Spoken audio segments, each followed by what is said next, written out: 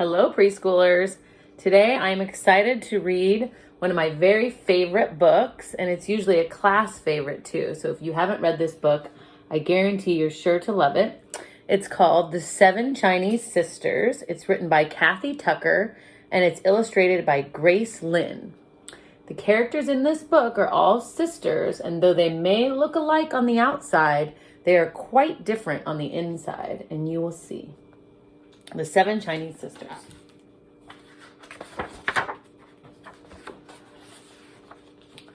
Once upon a time, there were 7 Chinese sisters who lived together and took care of each other. Each sister had shining black hair and sparkling eyes. Each stood straight and tall, except for 7th sister, who was just a baby. Can you count the sisters? And then here's 7th sister right down here. She was just a baby. But the sisters were very different. First sister could ride a scooter fast as the wind. Second sister knew karate, kick, chop, hi-ya. Third sister could count to 500 and beyond. Fourth sister could talk to dogs. Fifth sister could catch a ball, no matter how fast and high it was thrown. Sixth sister could cook the most delicious noodle soup in the world. And 7th sister, no one was really sure yet what she could do, as she was so little she had never spoken even one word. Far away across the bridge, through a forest and up a mountain, lived a terrible dragon. One day he woke up very hungry. He took a big sniff, sniff, sniff, and smelled something wonderful. It was 6th sister's noodle soup. Do you see that? This is him smelling the scent of the noodle soup, and it goes all the way down to their house.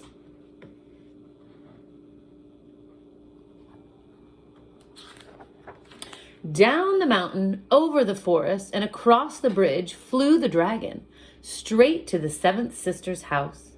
The sisters were so busy they didn't see him coming. First sister was polishing her scooter. Second sister was practicing her black belt. Third sister was counting grains of rice.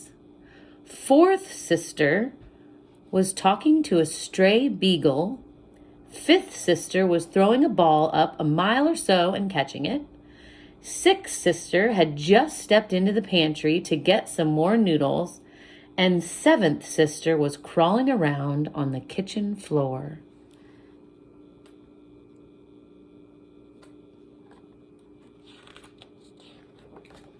When the dragon peeked in the kitchen door and saw plump little 7th sister, he forgot all about the soup. Instead, he snatched up the baby.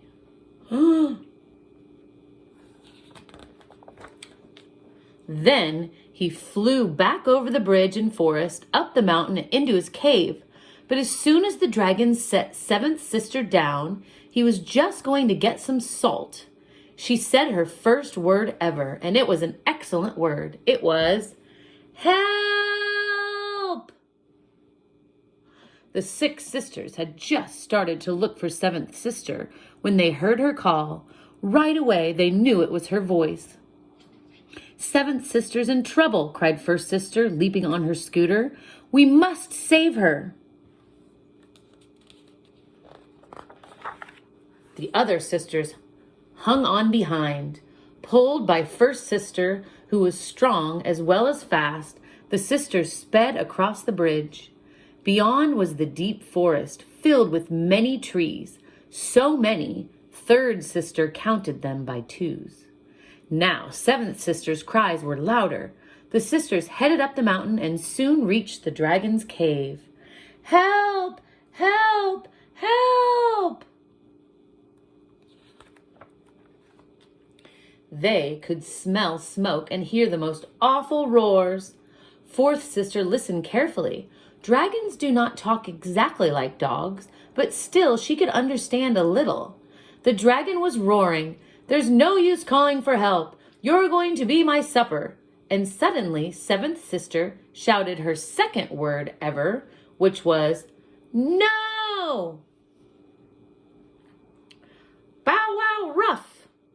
If you don't bring her out, sir, you will regret it," called fourth sister in the best dog language she could manage. The dragon stopped roaring. What was that girl yelling? All he could understand was, "Bring her out, sir." But no one had ever tried to talk to him before, and he was so curious, he picked up seventh sister and rushed outside. Second sister stepped forward. Then, fast as lightning, she leaped into the air, slapped the dragon on the chin, and shouted, "Hi-ya!" The dragon was so surprised that, whoop, seventh sister flew out of his mouth. Back, back, back ran fifth sister. Back, back, back, and reaching up, up, up, she caught seventh sister neatly like a fly ball. When the dragon saw that his dinner was gone, he fell to the ground sobbing. "Hungry, hungry," he whimpered. And fourth sister understood him perfectly, because the word for hungry is exactly the same for dragons as it is for dogs. "He's starving," she explained, and now all the sisters could see he was quite skinny and sort of sad. "Tomorrow, sixth sister can bring him some soup," fifth sister said, "but we've got to get seventh sister home. She's all worn out and she needs her diaper changed." "Sisters, go home," cried baby seventh sister, who was learning to talk very quickly now. First sister put seventh sister on her back and hopped on her scooter. The other sisters hung on behind and they whizzed fast as the wind down the mountain. But when they reached the forest, first sister stopped. Now that they didn't have seventh sister's cries to guide them, how could they find their way back through all these trees?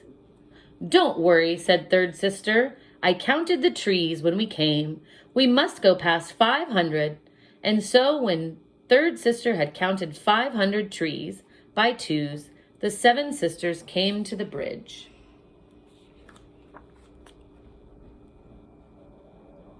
They scooted across and back to their house, where they had a wonderful meal of six sisters' delicious noodle soup.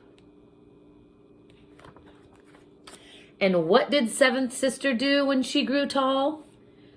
She became the best storyteller in the world, and she always told this story first.